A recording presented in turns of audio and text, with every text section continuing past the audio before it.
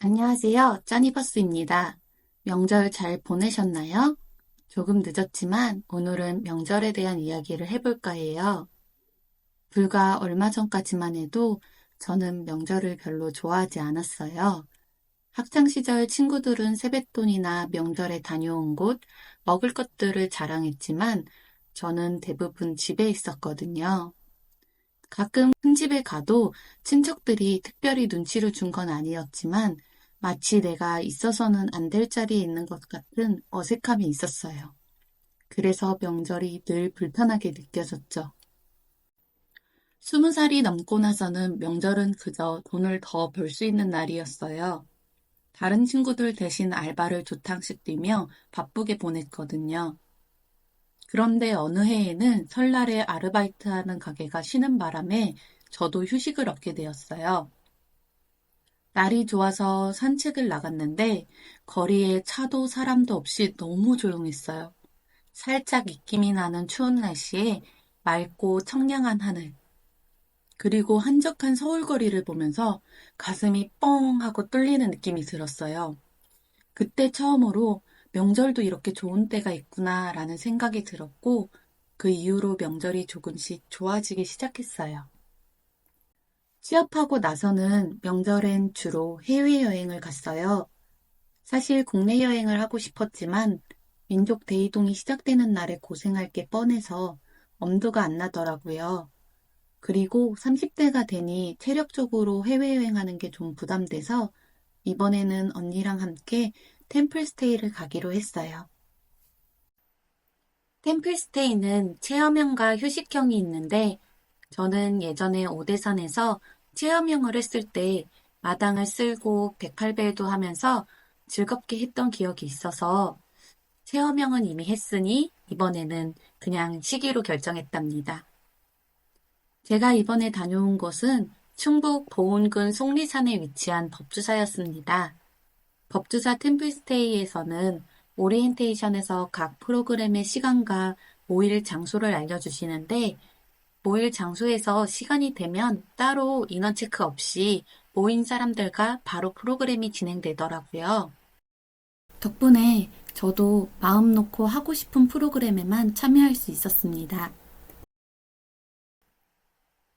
저는 예불에는 참석하지 못했어요. 사실 하고 싶었는데 이번 추석 정말 더웠잖아요. 보은사 터미널에서 법주사까지 걸어가다가 떼약볕에 모든 체력을 다 소진해버리고 말았어요. 그래서 첫날은 풍경을 감상하며 숙소에서 푹 쉬었어요. 둘째 날에는 법주사 스님들과 템플스테이에 참여한 분들만 갈 수 있다는 산행에 다녀왔습니다. 사찰 투어도 참여하면서 거의 모든 프로그램을 소화했어요. 법주사 템플스테이를 한마디로 요약하자면 쏙새와 떨어진 국립공원의 대자연 속에서 현대 문명의 혜택을 누리는 느낌이었어요. 언니와 저는 같은 방을 썼는데 이불도 깨끗하고 방마다 화장실과 에어컨이 있어서 정말 편안했어요. 침 흘리면서 꿀잠을 잘 정도였어요. 그리고 무엇보다 저는 음식이 정말 맛있었어요. 제 입맛에는 딱 맞아서 하루 더 묵자고 언니에게 말했는데 언니는 입맛에 맞지 않아서 그냥 1박만 하기로 했어요. 우리가 흔히 알고 있듯이 절에서는 음식을 남기지 않고 자신이 먹을 만큼만 덜어와서 다 먹어야 하잖아요. 식당에서는 무건을 지켜야 하고 식사를 마친 후에는 자신이 쓴 그릇을 직접 닦아야 해요. 개인적으로 저는 템플스테이 과정 중 이 부분이 가장 마음에 들었어요. 제 경우에는 밥을 먹을 때 천천히 많이 먹는 편이라 누군가와 밥을 먹게 되면 늘 상대방의 속도에 맞춰서 밥을 먹느라 가끔은 덜 먹고 일어나는 경우가 종종 있었어요. 그런데 이곳은 묵언을 하며 밥을 먹기 때문에 남들의 눈치를 보지 않고 오롯이 제 속도대로 먹을 수 있었어요. 굳이 묵언을 할 필요는 없지만 음식을 남기지 않고 스스로 설거지하는 문화가 학교나 다른 단체에서도 자리 잡으면 좋겠다는 생각이 들더라고요. 우리가 땀 흘리며 농사 짓는 농부가 되지 않더라도 음식을 남기지 않게 노력함으로써 음식의 소중함과 감사함을 저절로 일깨울 수 있는 좋은 방법이라는 생각을 했습니다. 이번에 법주사에 와서 처음 알게 된 사실이 있는데요.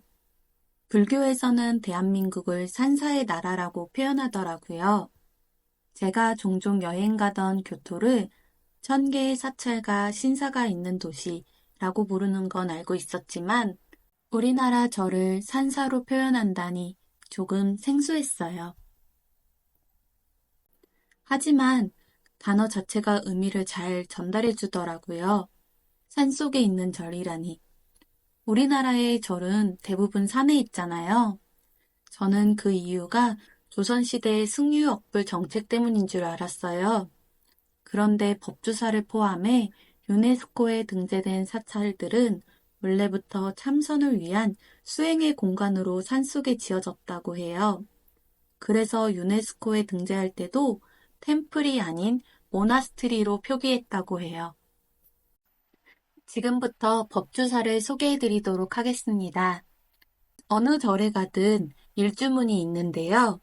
일주문의 경우 속리산 법주사라는 식으로 무슨 산, 무슨 절이라고 산사임을 밝히며 이제 이곳부터는 성역임을 나타낸다고 합니다. 일주문부터 사찰의 입구를 나타내는 금강문이 나올 때까지는 긴 진입로가 전개됩니다. 산사의 진입로는 대부분 계곡이 흐르고 계을을 건너는 다리가 있습니다. 산사의 진입로에서 맑은 공기를 마시며 푸르른 나무를 보며 건너라면 살랑이며 불어오는 바람에 찌든 때가 식혀가는 듯합니다. 지금 보이시는 금강문은 절의 입구를 나타냅니다. 금강문을 들어서면 양 옆에는 문지기가 있습니다. 법주사의 경우 다른 절에 비해 불상이나 건물의 크기가 다소 큰 편이라고 합니다. 금강문을 나서면 바로 앞에는 천왕문이 보입니다. 그럼 천왕문까지 천천히 걸어가 볼까요? 이렇게 보면 양쪽의 산을 이 천왕문이 이어주는 듯 하기도 하고 이 절을 가운데서 지키는 듯이 보이기도 합니다. 법주사의 매력은 금강문과 천왕문을 통과할 때 비로소 드러난다고 생각합니다. 그 문을 넘을 때마다 풍경이 눈앞에 생생하게 다가오는 듯한 느낌이 들어요. 마치 망원경으로 달의 표면을 세밀하게 들여다보듯 문을 넘는 순간 법주사의 일면이 갑자기 확대되어 미처 보지 못했던 세부적인 부분들이 더 또렷이 보입니다. 익숙하지만 새롭고 평범하지만 그 안에 감춰있던 아름다움이 가득한 그런 순간이에요. 천왕문의 사천왕은 동서남북을 상징하며 네 방향을 수호합니다. 지국천왕은 동쪽을 상징합니다. 비파를 가지고 있고 비파는 음악을 통해 질서를 유지하는 것을 의미한다고 합니다. 증장천왕은 남쪽을 의미하며 칼을 들고 있고 법을 수호하는 역할을 한다고 합니다. 광목천왕은 서쪽을 수호하며 용과 여의주가 상징물입니다. 모든 것을 꿰뚫어 보는 지혜를 가지고 있다고 합니다. 마지막으로 다문천왕은 북쪽을 수호하고 상징물은 보탑입니다. 재물과 불을 지키고 불교 교리를 널리 전파하는 역할을 한다고 합니다.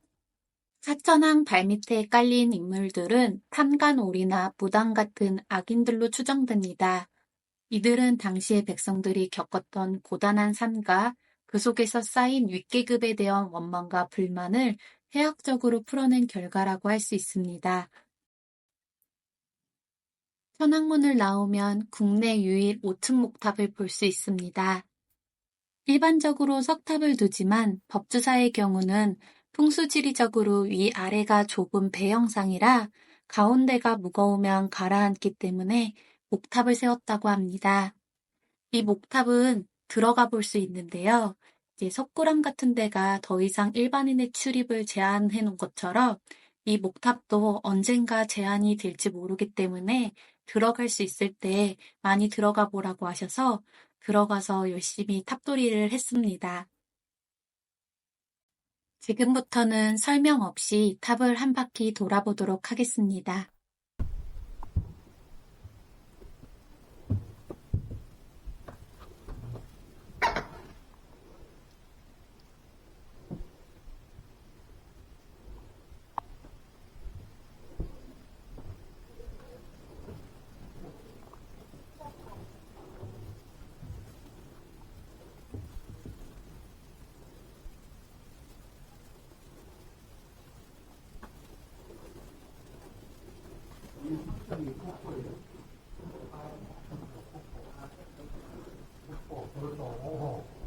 우리가 여기 5번째. 했다고요? 여기 내가 본 생각도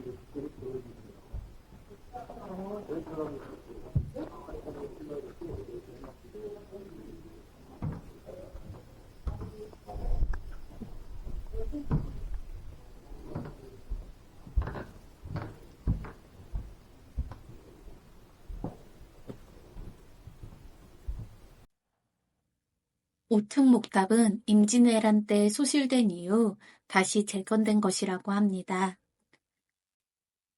2층의 각 모서리에는 뿔 달린 사람 형상의 동물이 연잎을 받치고 있는데요. 각 모서리마다 모양이 다르다고 하니 이를 살펴보는 것도 하나의 관람 포인트가 되실 수 있을 것 같습니다. 목탑을 지나면 우리나라에 세 점만 남은 석등이 있습니다. 그 중에서도 쌍사자 석등은 통일신라에 만들어진 가장 큰 석등이라고 합니다. 특히 사자 한 마리는 입을 벌리고 한 마리는 입을 다물고 있는데요. 이는 움직임과 고요함을 나타낸다고 합니다. 마침 운 좋게도 저희가 갔을 때 쌍사자 석등의 보수공사가 끝나서 그 모습을 볼 수 있었습니다. 지금까지 설명은 제가 템플스테이를 하며 스님께서 설명해 주신 내용들입니다.